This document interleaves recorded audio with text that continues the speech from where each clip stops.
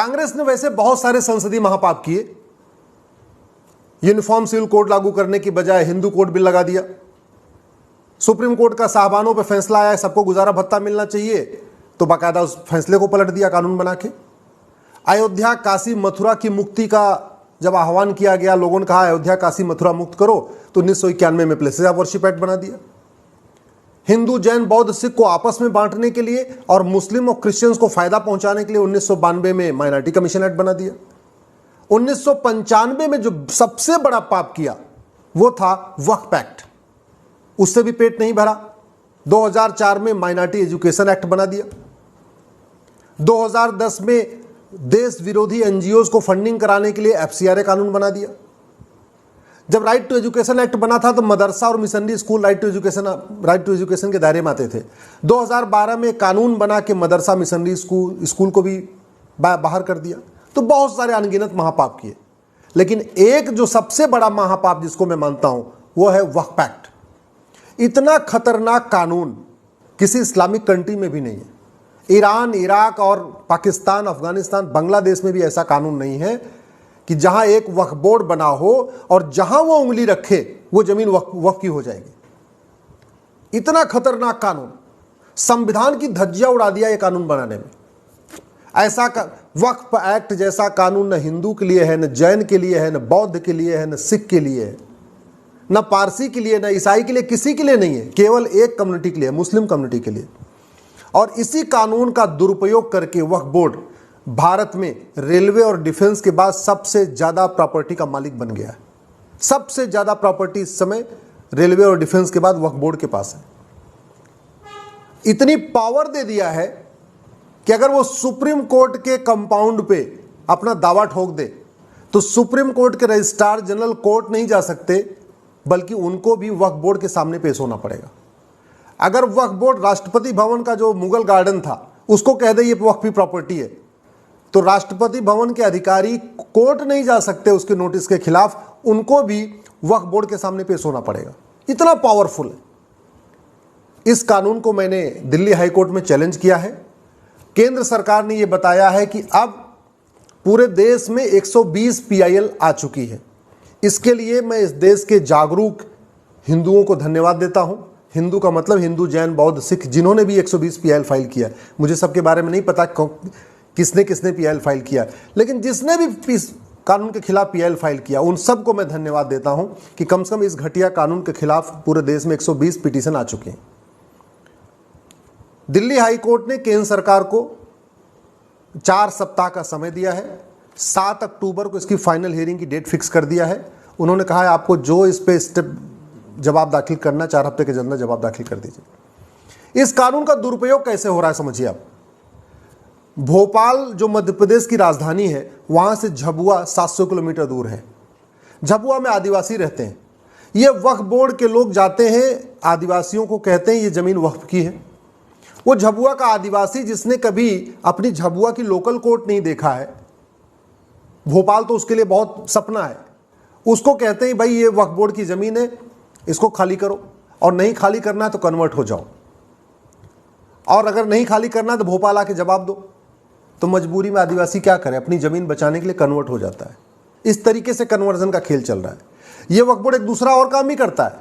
जो बड़े बड़े अमीर लोग हैं, जो देश की राजधानी से 400 या किसी भी राज्य की राजधानी से 400-500 किलोमीटर दूर है, उदाहरण के लिए मान लीजिए मेरठ, मुजफ्फरनगर, लखनऊ से 500-600 किलोमीटर दूर है, यहां किसी की प्रॉपर्टी पर नोटिस भेजता है, ये कहता है भाई ये तो वक्फी प्रॉपर्टी है। अब चूंकि वक्फ बोर्ड की नोटिस के खिलाफ लोकल कोर्ट में जा नहीं सकते, आपको राज्य की राजधानी में जाना पड़ेगा। वक्फ बोर्ड का ऑफिस केवल राजधानी में ही होता है, यानी उत्तर प्रदेश इतना बड़ा उत्तर प्रदेश है, उसका वक्फ बोर्ड का ऑफिस कहाँ है? लखनऊ में। अब मेरठ मुजफ्फरनगर वाला सोचता है कि भाई 10 बार जाके हम वहाँ लखनऊ जाएं, तारीख पे तारीख लें, इससे अच्छा 10-5 लाख रुपए देकर मामला सलटा दीजिए। तो ये एक तरीके से एक्सटॉर्शन का भी काम कर रहा है।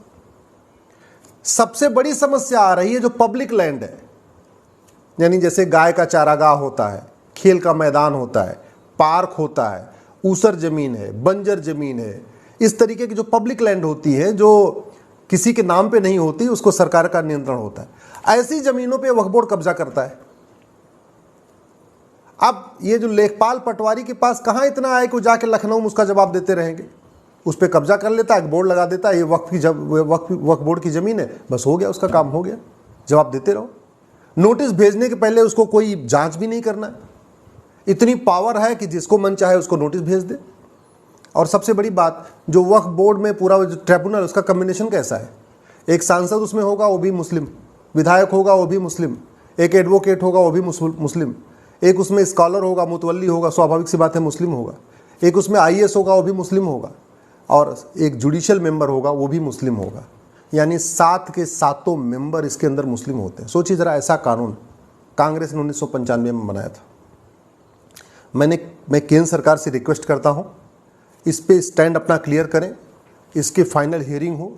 जब ये कानून पर डे हिंदू, जैन, बौद्ध, सिख की ज़मीनों पे कब्जा कर रहा है, इस कानून के जरिए एक्सटॉर्शन हो रहा है, इस वक्फ एक्ट कानून का दुरुपयोग करके धर्मांतरण हो रहा है, इस वक्फ बोर्ड कानून के जरिए एक तरीके से सरकारी ज़मीनों पे कब्जा हो रहा है। और एक बात और मैं बता दूं, ये वक्फ बोर्ड की ज़मीनों पे घुसपैठी आके रह रहे हैं। ये वक्फ बोर्ड की जो ज़मीनें हैं, उन ज़मीनों को, ये सरकारी ज़मीन को कब्जा कर रहा है और वहाँ पे रोहिंग्या बांग्लादेशियों को बसाता है। ये भी काम हो रहा है। तो घुसपैठियों की मदद कर रहा है, धर्मांतरण में धर्मांतरण करा रहा है, लोगों को परेशान कर रहा है, एक्सटॉर्शन कर रहा है, सरकारी ज़मीन पे कब्जा कर रहा है, गौचर ज़मीन, खेल का मैदान पे कब्जा हो रहा है, पार्क पे कब्जा हो रहा है, और भी जितनी नदी किनारे जो ज़मीनें पड़ी होती हैं, जैसे यमुना का जो खादर वाला एरिया होता है, गंगा जी के जो किनारे वाला एरिया होता है, वहाँ पे कब्जा कर रहा है, और ज़मीनें कब्जा कर करके वहाँ पे मज़ार और दरगाह भी बनवा रहा है। भारत में ये सारा का सारा खेल वक्फ कानून का उपयोग करके हो रहा है, दुरुपयोग करके हो रहा है। और इस कानून को बनाया गया पार्लियामेंट में। इसीलिए कहता हूं ये संसदीय महापाप है। संसदीय पाप तो है, 1991 का प्लेसेस ऑफ वर्शिप एक्ट पाप है, 1992 का जो माइनॉरिटी कमीशन एक्ट है पाप है, FCRA पाप है, 2012 में जो कानून बना के मदरसा में मिशनरी स्कूल को बाहर निकाला वो भी पाप है, साबानों का फैसला बदलने के लिए कानून बनाया वो भी पाप है। लेकिन ये वक्फ एक्ट महापाप है, क्योंकि पूरी तरीके से ये भारत के संविधान की धज्जियां उड़ा रहा है। आर्टिकल 14 जो कहता है equality before law, equal protection of law, उसकी धज्जियां उड़ा रहा है। आर्टिकल 15 कहता है जो लोगों में भेदभाव नहीं करना है, वक्फ एक्ट उसकी धज्जियां उड़ा रहा है। आर्टिकल 16 जो कहता है सबको समान अवसर देना है, वक्फ बोर्ड उसकी धज्जियां उड़ा रहा है। आर्टिकल 21 कह रहा है जो राइट टू लाइफ लिबर्टी, ये वक्फ एक्ट उसकी धज्जियां उड़ा रहा है। तो एक तरीके से ये अपने आप में, अच्छा अगर मान लो ये माइनॉरिटी के नाम पे ये एक मान लो ये दलील ये है भाई ठीक है हमने अल्पसंख्यकों के लिए बनाया, तो केवल मुस्लिम ही अल्पसंख्यक हैं क्या भारत में? वक्फ एक्ट जैसा कानून क्रिश्चियंस के लिए नहीं है, वो भी अल्पसंख्यक हैं। वक्फ एक्ट जैसा कानून जैन के लिए नहीं है, वो भी अल्पसंख्यक हैं। बौद्धों के लिए वक्फ एक्ट जैसा कानून नहीं है, आखिर बौद्ध भी तो अल्पसंख्यक हैं। सिख भी अल्पसंख्यक हैं, लेकिन उनके पास तो वक्फ एक्ट जैसा कानून नहीं है। केवल एक कम्युनिटी, मुस्लिम कम्युनिटी, जो कि भारत की सेकंड लार्जेस्ट मेजॉरिटी है, माइनॉरिटी है ही नहीं है। पूरी दुनिया में जहां जिसकी संख्या 25 करोड़ होती है वो माइनॉरिटी नहीं कहलाता। अरे माइनॉरिटी तो होता है जो लाख, 2 लाख, 5 लाख, 10 लाख, 20 लाख हो, उसको कहते हैं माइनॉरिटी। भारत में मुस्लिम माइनॉरिटी कैसे हो सकते हैं जिनकी आबादी 25 करोड़ के आसपास हो चुकी है? तो इस कानून के खिलाफ आप लोग भी आवाज़ उठाइए, अपने अपने सांसदों और विधायकों से मिलिए। मैं हरनाथ यादव जी को धन्यवाद देता हूं जिन्होंने पार्लियामेंट में इसके खिलाफ एक बिल पेश कर दिया है। लेकिन हरनाथ यादव जी अकेले क्यों पेश करें भाई? भारत में 800 टोटल सांसद हैं लोकसभा राज्यसभा में, सभी सांसदों की ड्यूटी इसके खिलाफ आवाज़ उठाए, केवल हरनाथ जी का अकेले ड्यूटी थोड़ी है। तो मैं आपसे निवेदन करता हूं, अपने सांसद और विधायक को टैग करके ट्वीट करिए, उनसे मिलिए, उनसे जो संसदीय महापाप हुए हैं, खासतौर पे जो 1995 में वक्फ एक्ट बना, इसके खिलाफ उनको संसद में आवाज़ उठाने के लिए उनसे रिक्वेस्ट करिए।